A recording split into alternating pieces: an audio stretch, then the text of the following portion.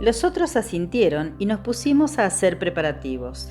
Good se quitó la ropa, la sacudió, metió el monóculo y la dentadura postiza en el bolsillo del pantalón, la dobló cuidadosamente y la colocó a cubierto del rocío, bajo una esquina de su sábana impermeable.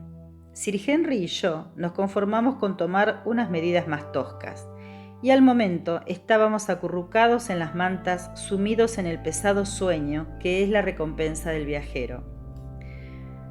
De repente, ¿qué es eso? Desde donde se encontraba la charca nos llegó el ruido de una violenta pelea, y al instante una sucesión de terribles bramidos nos rompió los oídos. No cabía error posible sobre su procedencia. Solo un león podía hacer semejante ruido. Todos nos levantamos de un salto y miramos hacia el agua, donde vimos una confusa masa de color amarillo y negro que se acercaba hacia nosotros, tambaleándose y luchando. Cogimos los rifles, nos pusimos rápidamente los zapatos de cuero y salimos corriendo del sherm. Para entonces, la masa había caído al suelo y rodaba de un lado a otro, y cuando llegamos junto a ella, dejó de luchar y se quedó inmóvil. Era lo siguiente. Sobre la hierba yacía un antílope negro macho, el más hermoso de los antílopes africanos, muerto. Y traspasado por sus grandes cuernos curvados había un magnífico león de melena negra, también muerto. Evidentemente lo que había ocurrido era lo siguiente. El antílope negro había bajado a beber a la charca, donde el león, sin duda el mismo que habíamos oído rugir, estaba agazapado al acecho.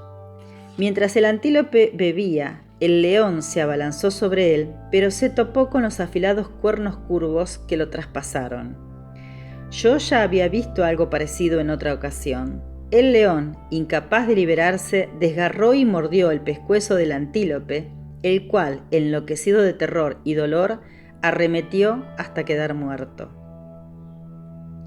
En cuanto hubimos examinado suficientemente las bestias muertas, llamamos a los cafres, y entre todos logramos arrastrar los cadáveres hasta el scherm. A continuación entramos y nos acostamos para no volver a despertarnos hasta el alba. Estábamos ya levantados con la primera luz del día. Hacíamos los preparativos para el combate. Tomamos los 3 rifles del 8, una buena provisión de municiones y las grandes cantimploras llenas de té frío y poco cargado, que a mí siempre me ha parecido la mejor bebida para ir de caza. Tras tomar a toda prisa un frugal desayuno, nos pusimos en camino, acompañados por Umbopa, Kiva y Vendvogel.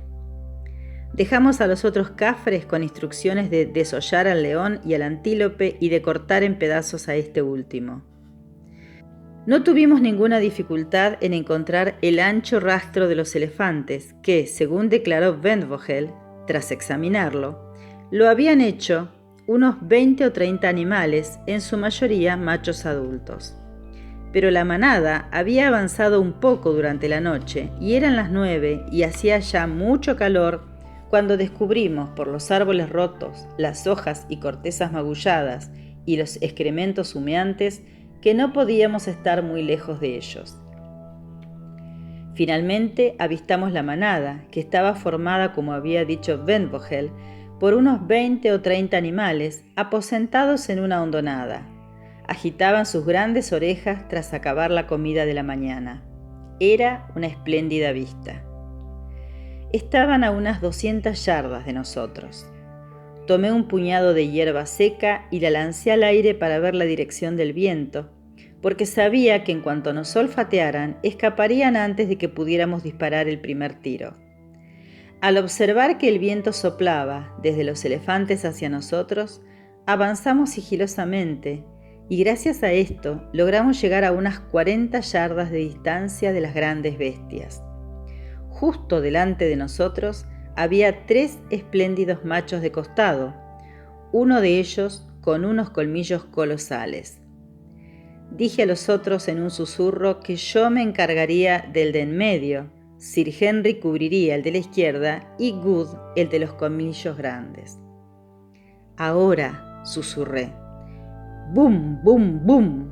Rugieron los 3 pesados rifles y el elefante de Sir Henry se desplomó, muerto, con el corazón atravesado. El mío cayó de rodillas y pensé que iba a morir, pero al cabo de un momento se levantó y pasó precipitadamente junto a mí. Mientras huía, le disparé por segunda vez en el lomo, lo que lo hizo caer definitivamente.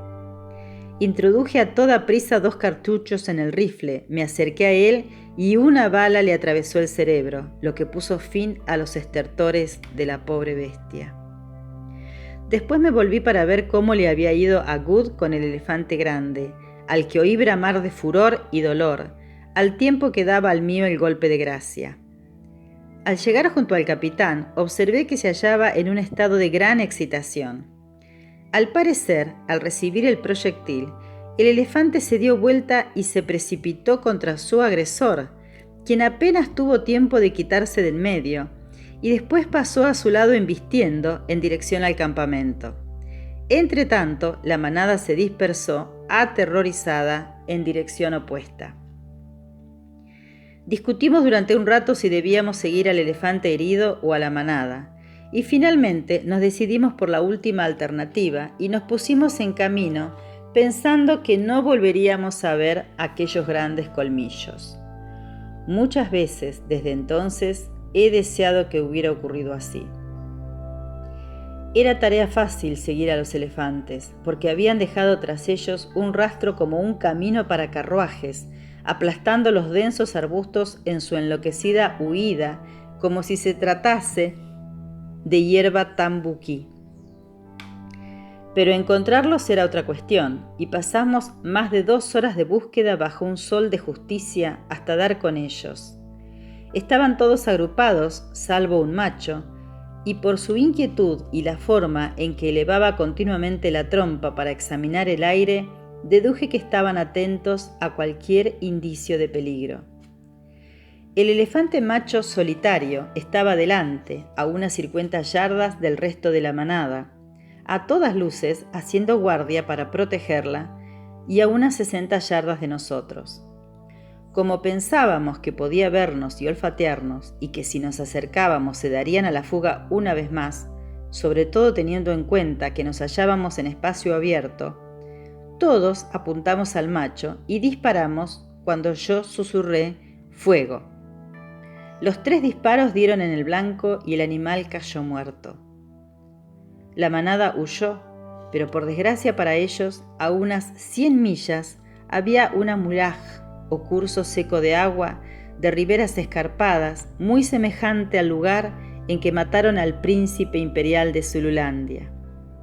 Allí quedaron atrapados los elefantes, y cuando llegamos al borde los encontramos luchando en desesperada confusión por alcanzar la otra orilla.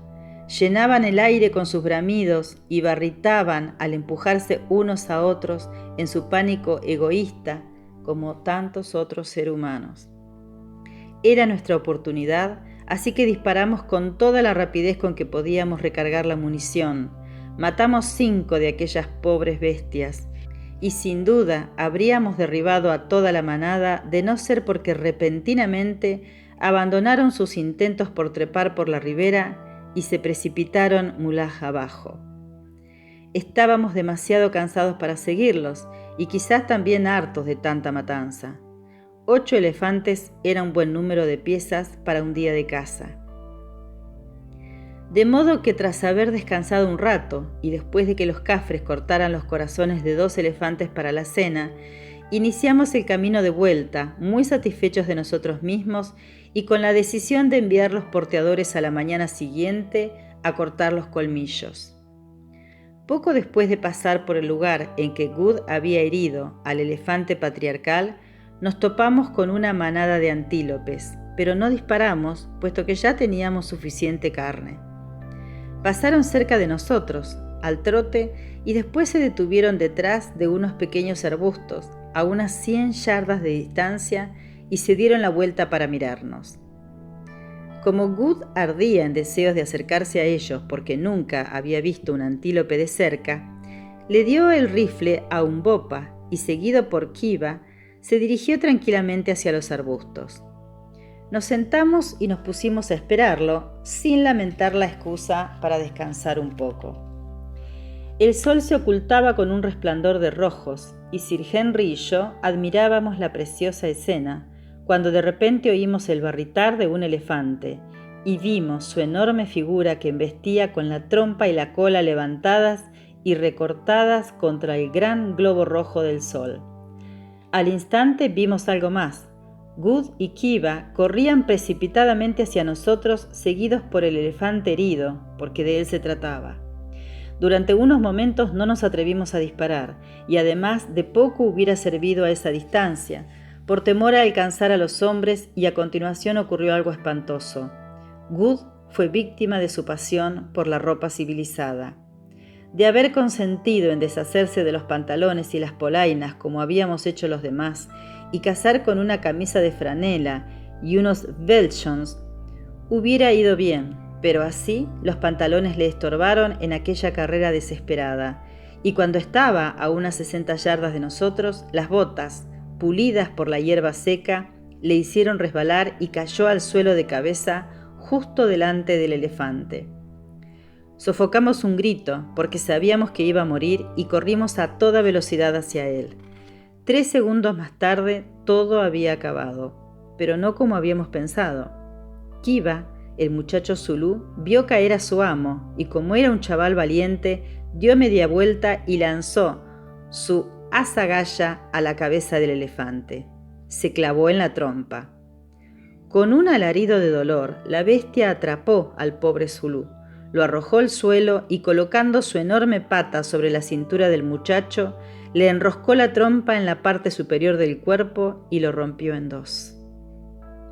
Nos precipitamos hacia allí, enloquecidos de terror, y volvimos a disparar una y otra vez hasta que el elefante cayó sobre los despojos del zulú. Con respecto a Good, se levantó y se retorció las manos, apenado, sobre el cuerpo del valiente muchacho que había dado su vida por salvarlo. Y a mí, aunque perro viejo, se me hizo un nudo en la garganta. Umbopa se puso de pie y contempló al enorme elefante muerto y los restos destrozados del pobre Kiva. En fin, dijo, está muerto, pero ha muerto como un hombre.